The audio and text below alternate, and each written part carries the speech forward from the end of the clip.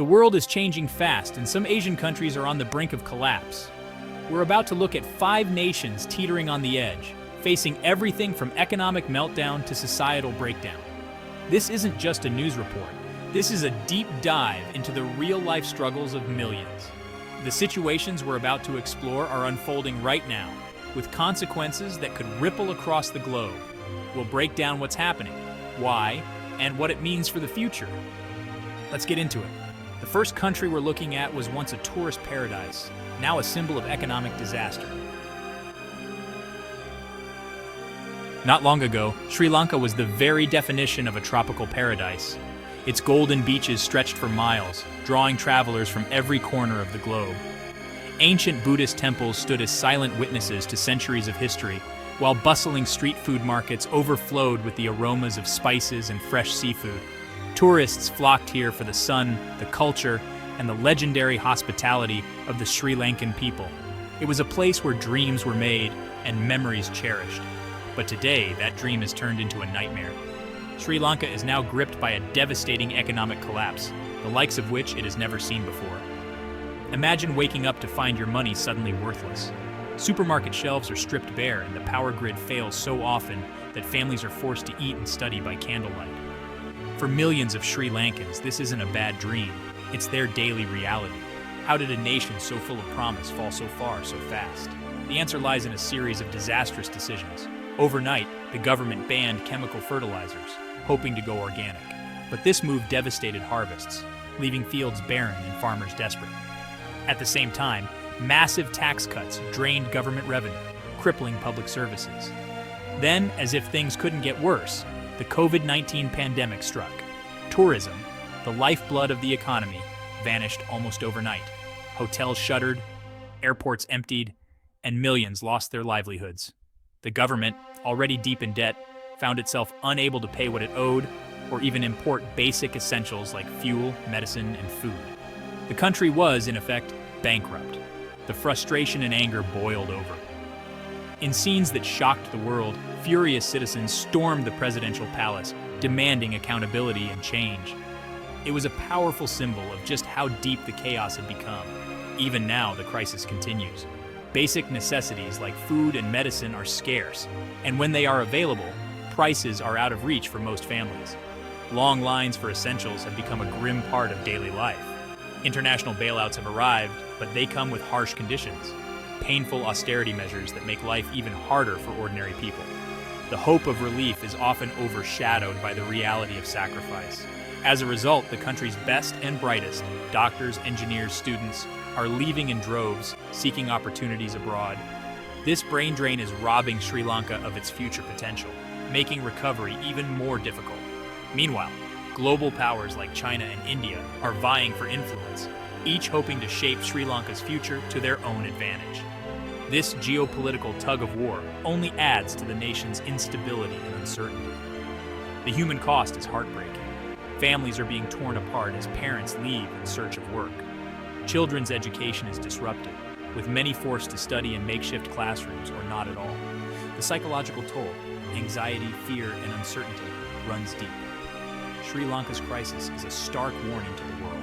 Even the most beautiful paradise can be lost overnight if mismanaged. The real question now is whether Sri Lanka can recover, or if this suffering will become the new normal. The answer remains uncertain. Without massive international help and strong, stable leadership, the outlook is bleak. The road to recovery will be long and difficult. Sri Lanka's collapse is not just a local tragedy. It's a lesson for the world about the dangers of poor governance, economic mismanagement, and global shocks. Next, we turn to another nation on the brink, a nuclear power now facing its own perfect storm: Pakistan. Pakistan, home to over 230 million people, a nation with a formidable nuclear arsenal, and now a country teetering on the edge of disaster. Once seen as a rising power in South Asia, Pakistan today faces a perfect storm of crises that threaten its very stability. Drowning in debt, Pakistan's government is desperately seeking international bailouts just to keep the lights on and import the most basic necessities: food and fuel. The country's foreign reserves have dwindled to dangerous lows, forcing leaders to make impossible choices between paying for energy or feeding the population. Hyperinflation has turned everyday essentials into unaffordable luxuries. For millions of families, putting food on the table is now a daily struggle. Prices for bread, rice, and cooking oil have soared, and empty shelves are becoming a common sight in markets across the country. Political chaos has gripped the nation since the dramatic ousting of former Prime Minister Imran Khan. Parliament is in turmoil, protests erupt in the streets, and the military's presence is growing. The government is paralyzed, unable to address the mounting crises. As if economic and political turmoil weren't enough, catastrophic floods in 2022 left a third of the country underwater. Entire villages and vast stretches of farmland were submerged, displacing millions and wiping out crucial crops. The economy is shattered, and millions of Pakistanis remain stranded in makeshift camps, their homes and livelihoods destroyed. Recovery is slow, and for many, hope is fading. In the chaos, extremist groups are gaining ground, exploiting the government's weakness. Security forces are stretched thin, struggling to maintain order as militants become bolder in both rural and urban areas. Unemployment is rampant, especially among the country's massive youth population. With factories closing and job opportunities vanishing, frustration and despair are growing among young Pakistanis, fueling further instability. Pakistan's instability isn't just a regional concern, it's a global security nightmare. This is a nuclear-armed state, and the world is watching with growing alarm. The greatest fear? What happens if chaos or extremist groups get anywhere near those nuclear weapons? The consequences could be catastrophic, not just for Pakistan, but for the entire world. Crushing debt, political warfare, climate disaster, and rising security threats are pushing Pakistan to the brink. Each crisis feeds the next, creating a vicious cycle that's hard to break. It's a slow-motion collapse, a nation unraveling before our eyes. And at any moment, the situation could spiral out of control. The world can't afford to ignore Pakistan's crisis. The stakes are simply too high, and the risks too great. Now let's turn our attention to a country where collapse isn't just a threat, it's already a devastating reality. Myanmar. Myanmar, a nation once filled with hope for democracy, has spiraled into a devastating civil war since the military coup of 2021. The streets of Yangon and other cities, once bustling with daily life, have become battlegrounds of fear and resistance. The military, known as the Tatmadaw, overthrew the country's elected government, abruptly ending a fragile experiment with democracy. This power grab ignited a wave of outrage. Millions of citizens poured into the streets, staging massive protests and nationwide strikes, demanding the return of their freedoms. But the military responded with brutal force. Peaceful demonstrations were met with bullets, tear gas, and mass arrests. The violence shattered any hope for a peaceful resolution, turning ordinary citizens into fighters and fueling an armed rebellion across the country. Now the junta faces a multi-front war. Old ethnic armed groups, who have fought for autonomy for decades, have joined forces with new resistance fighters. Together, they challenge the military's grip on both cities and remote jungles, making the conflict more complex and deadly. The economy has collapsed under the weight of conflict and sanctions. The currency is nearly worthless. Banks have shut their doors, and once busy markets now stand empty. Everyday life has become a struggle for survival as poverty and hunger spread. Nearly half the population now lives below the poverty line. Millions have been forced from their homes, seeking safety in dense jungles or crowded makeshift camps. Families are torn apart, and children grow up knowing only fear and uncertainty. The military blocks humanitarian aid, using starvation as a weapon of war. International organizations are unable to reach those most in need, leaving countless families without food, medicine, or hope. International sanctions have isolated Myanmar from much of the world, but the regime still finds support. Russia and China continue to supply weapons and technology, fueling the conflict and prolonging the suffering. The social fabric of Myanmar is unraveling.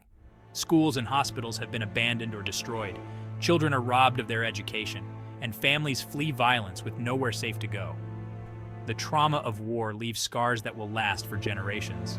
Yet, against overwhelming odds, resistance forces have managed to capture territory and even military bases. Their determination and courage inspire hope, even as the conflict drags on. The junta, desperate to maintain control, has resorted to even more brutal tactics, airstrikes on villages, burning homes, and terrorizing civilians. As the regime loses ground, its violence only intensifies. Myanmar's future hangs in the balance. The country is broken, but its people remain unbroken. Their spirit endures in the face of unimaginable hardship, holding on to hope for a better tomorrow. The world's attention has drifted elsewhere, leaving Myanmar's struggle largely forgotten. But for those still fighting, their battle for freedom and dignity is one of the most important of our time, a reminder that the cost of silence is measured in human lives. Next, we turn to another nation, abandoned and starving, Afghanistan, where the crisis deepens every day. When the US left Kabul in 2021, Afghanistan's economy collapsed overnight. Foreign aid vanished, assets were frozen, and the banking system seized up. Millions lost their jobs, public workers stopped getting paid. Over half the population now faces acute hunger. 23 million people unsure of their next meal. Malnutrition, especially among children, is rampant. The Taliban's rule has erased women from public life, banned girls from school, and destroyed the healthcare system. Hospitals have closed, and preventable diseases are killing thousands. The Taliban's promises of moderation proved empty. Public floggings, executions, and repression have returned. A massive brain drain has gutted the country's future. Anyone with skills is fleeing. Security remains fragile, with ISIS-K launching deadly attacks. Afghanistan is held hostage by hunger, poverty, and fanaticism. The world faces a moral dilemma. Aid could prop up the Taliban, but withholding it means millions starve. Afghanistan's collapse is a humanitarian and geopolitical nightmare. Now let's look at the world's most secretive regime, North Korea. North Korea, isolated, sanctioned, and now facing a food crisis worse than the 1990s famine. COVID-19 led Kim Jong-un to seal the borders, cutting off trade, even with China. The result: economic coma, widespread starvation, and skyrocketing food prices. International sanctions over nuclear weapons have made shortages even worse. Kim pours resources into missiles while his people starve. The regime's grip tightens. Foreign media is banned, and even watching K-pop can mean death. If the regime collapses, the world faces a nightmare. 25 million starving people, a refugee crisis, and unsecured nuclear weapons. North Korea has survived on the brink for decades, but this perfect storm could be its undoing. The final act of the Kim dynasty may be unfolding now. Sri Lanka, Pakistan, Myanmar, Afghanistan, North Korea, 5 nations on the edge. Their crises aren't isolated. In our interconnected world, one collapse can trigger global shockwaves. Which country do you think is most at risk? What dangers worry you most? Share your thoughts in the comments. Thanks for watching. If you found this valuable, subscribe for more deep dives. Your support helps us keep these important conversations going. See you in the next one.